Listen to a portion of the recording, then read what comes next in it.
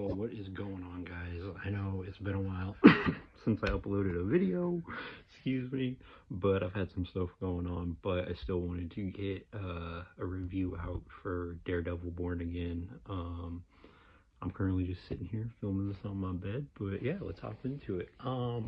So episode, I believe there was about 9 episodes, I believe it was. Yeah, I think there was 9 episodes. So episode 8, basically, the important thing you need to take away from this episode, because I don't want to like do too many spoilers.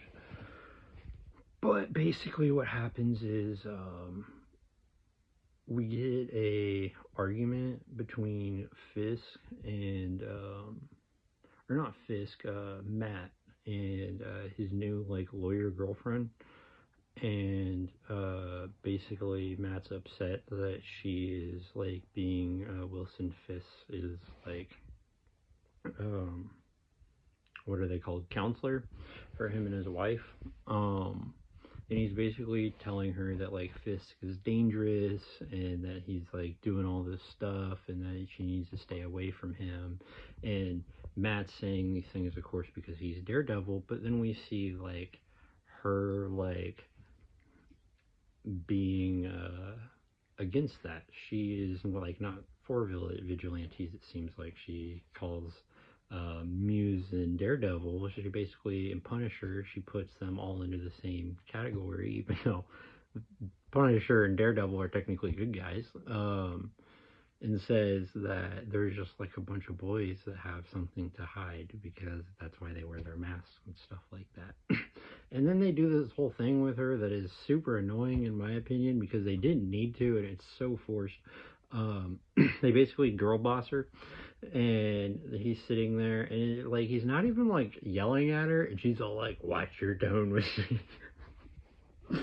I just laughed because like it was so forced and unneeded, because if they wanted, they already had that character. They already had the girl boss character in there. They had Vanessa Fisk. They had Willie King. They had Kingpin. So I don't know why they felt the need. It just really made me dislike the character. Like I was enjoying the character, but now it's like I want to see Karen. I want to see the girl come back from the Netflix series instead of this chick. Like she was winning me over, but now she's not. Um, and then basically they part ways, and then some things happen, and then another big part of this episode is they go to a ball that's held for Kingpin, Wilson Fisk, and Vanessa Fisk, the Queenpin. And basically, what happens here is Matt is like, talking to his girlfriend, his counselor girlfriend, and then they ended up, Fisk and her end up or not, well, Fisk and Vanessa Queenpin, they end up dancing, and then like Matt like cuts in and everything like that, and basically Bullseye, you'll see Bullseye gets let out as well, and Bullseye tries taking out Kingpin. Matt jumps in front of the bullet, so I was very interested going into the next episode to see how Kingpin was, going to do with that. And so that's where that episode 8 and ends off, is with that ball and Matt being shot, and them and the mayor's security rushing Fisk out. And then in episode 9 is like definitely my favorite episode of the entire series, or so far. This is what I wanted from the get-go. But basically we pick up with Matt in the hospital. So Matt's in the hospital, and then we get a few scenes there, and then we cut over to Wilson Fisk, and they ask him if one of his guys, has people that's working for him, says that knows he's still like the Kingpin, and not just playing this role as the mayor. They ask him, does that change anything about Daredevil? And he goes, in this case, he goes, yes and no. Basically, he says that in this case, it's better a dead hero than like a live vigilante or like a dead vigilante or something like that. So basically, I mean, he's still gonna go through with trying to kill Matt and take him out. But I guess his reward is he'll allow him to die as a hero instead of like Daredevil and stuff like that. So, um, and then we get into what I came for. Um, Karen contacts Frank, the Punisher, Frank Castle, and Frank Castle shows up. It's a great scene between Matt and Frank. They're always great scenes, but basically there's a SWAT team coming full of dirty cops, and Frank and Matt destroy them. It is great. It's like a 5-minute fight scene, and they are kicking ass the entire time. They are just there's blood going every. Oh, it's awesome. But it does look a little hokey. Like some of they got like that what I like to refer to as the Netflix blood, where it's kind of like neon color, and it doesn't quite look like blood, but it is awesome. Um, and Frank makes a joke. He's all like, "Come on!" He's like, "Where's your suit at?" He's like, "What? They call you Nightgown Man now or something?" And so it was awesome. It was just a great scene overall. And then so they get out of that. They get out of the hospital, and Karen comes and picks them up. And then Frank um goes to like the police headquarters and once again unleashes hell and like kills a ton of them. And then he ends up getting captured, and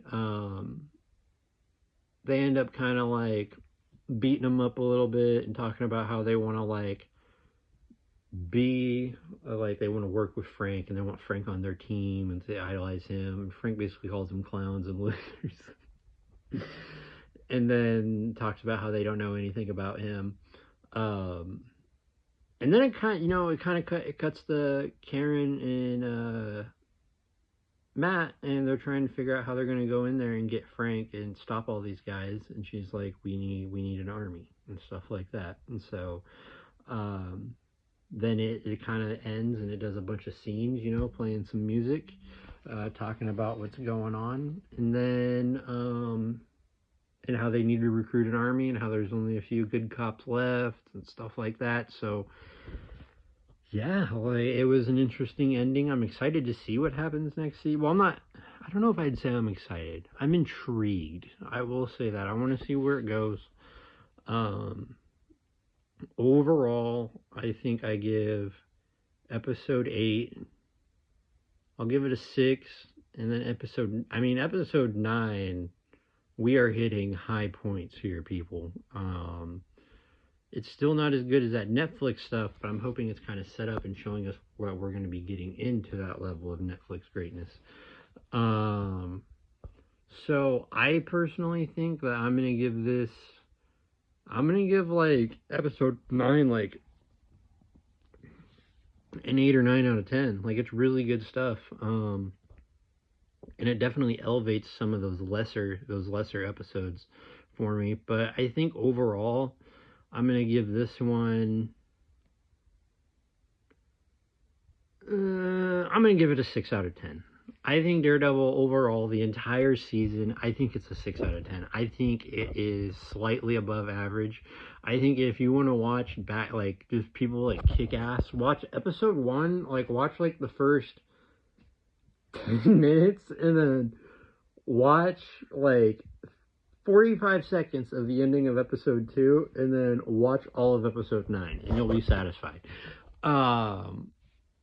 Now, granted, you're not getting the story, but if you're just wanting action and blood and violence, that's where that's at.